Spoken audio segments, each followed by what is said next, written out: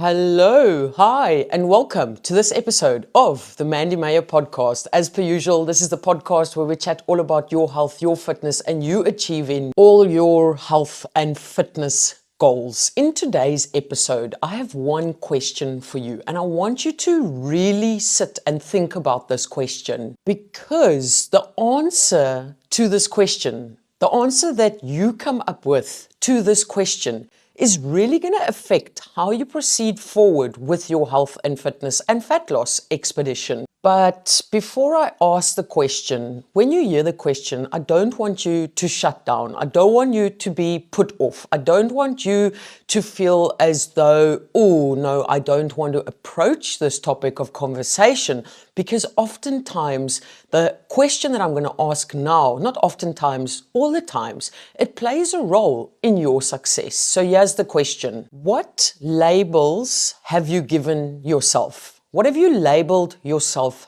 as? And I'll break that down and explain that a little bit further. When I say, what have you labeled yourself as?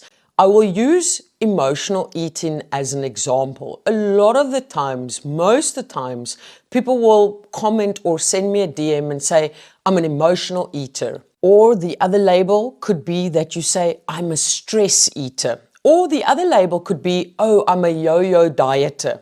Can you see where I'm going with this? You're giving yourself a label. Or you could say, what's the point of doing it now? Because I always fail at 2 weeks. Or another example is, I just can't do this. Because every time I post a video on social media, I sort of get the response of, I can't do this. It's too difficult. And that's where I pick up so many people are labeling themselves with, I want to say, those labels are you basically stopping yourself from succeeding, because you're already foreseen or you're already preempting what you're going to do if you are emotional, or if you are stressed, or if you get to the 2-week mark. Just picture this for a moment. You say, I'm an emotional eater. Every time I get emotional, then I eat. Or I'm a stress eater. Every time I stress, then I eat. Or if you say, every single time I've tried this, I've failed at 2 weeks. You're already setting yourself up for those things happening, but they haven't even happened yet. You are basically creating a narrative. You're creating the path forward for yourself before you have even got to that point, because you're creating these labels for yourself. You're basically saying to yourself, I'm an emotional eater and there's no way that is going to change. Or I'm a stress eater and there's no way that is going to change. Or you could be saying to yourself, every time I've got to 2 weeks, I've failed, so there's no way that is going to change. You are the change. You are going to create the change. You are going to change your mindset, and you are going to change the path forward. You're going to change the narrative. That power, yes, the beauty of this all. The power of change is within your hands. Change starts with a change in your mindset. It starts with a change in the labels you give yourself. Now, this is not me taking away that you have emotions. We are all humans. We all have emotions, okay?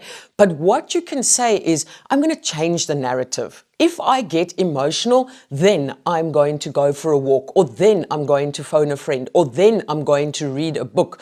As you can see, you're already changing the narrative. You're changing the path. You are paving the path forward to have a different outcome, to have a positive outcome. And again, this is not me saying, oh, you don't have emotions. Of course, we all have emotions, but don't label yourself as something that hasn't even happened yet. And even if you know that 99.9% of the times when you have got emotional in the past, you've turned to food for comfort, ask yourself, how can I break that cycle? Instead of immediately, straight from the word go, saying, I can't break that cycle because I'm an emotional eater.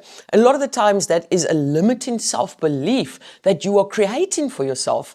And that is the thing that is standing in your way of changing. But like I said, it's only you that has that power to create that change for yourself. And again, if at 2 weeks you've always given up or you've always failed, for the lack of better words, say to yourself, what amazing things are going to happen when I push past the 2-week mark this time? Okay, so again, you're paving the path in a different manner. The outcome is different. The outcome is, what if I succeed? What if I succeed? I am going to succeed. So again, it's of that growth mindset. You're willing to change. You're willing to work on ways forward instead of limiting yourself to, I want to say, what's not going to happen and the things that I can't do, the things that you can't do, okay? But again, yes, it starts with a change in your mindset. It starts with a change of the words and the vocab that you are using when it comes to you and your health and fat loss expedition. And that's all well and good, but you also need to start actioning the change. Okay, so we can keep telling ourselves, I can do this, I can do this. But at the end of the day, you also need to start proving to yourself that you can do it. So again, yes, there's emotions. Yes, there's stress. Yes, there's difficult times. Yes, there's struggles. I totally get that. I know that. I have been through all of that. But how are you going to navigate those struggles, that stress, those emotions? You have to put some strategies in place for when the shit hits the fan, okay? And you have to actively start actioning what you've set out to do, okay? So again, something like if you get emotional, you've immediately told yourself, if I get emotional, I turn to food as a form of a coping mechanism or as a form of finding comfort. You've already said, if that happens, then I do this. Now let's break that. Let's break that cycle, or let's start working on breaking that cycle. If you get emotional or if you get stressed, then, okay, now instead of saying, then I turn to food, this is where you're going to say, then I'm going to turn to going for a walk, or then I'm going to turn to writing in my journal, or then I'm going to turn to phoning a friend and just chatting about random nonsense, okay? So now you've already put those strategies there for you to use for when the emotions increase or for when that stress increases. Are you going to execute it 100% perfectly, for the lack of better words, from the first time you try it? Maybe not, probably not. But the more you practice it and the more you don't give up on yourself and your actions and the creation of your healthier lifestyle, the better you will become at navigating all the struggles. Okay, so again, I ask that question. What have you labeled yourself as? And can you start working on breaking that label and paving the path forward to have more of a positive outcome? And you are in control.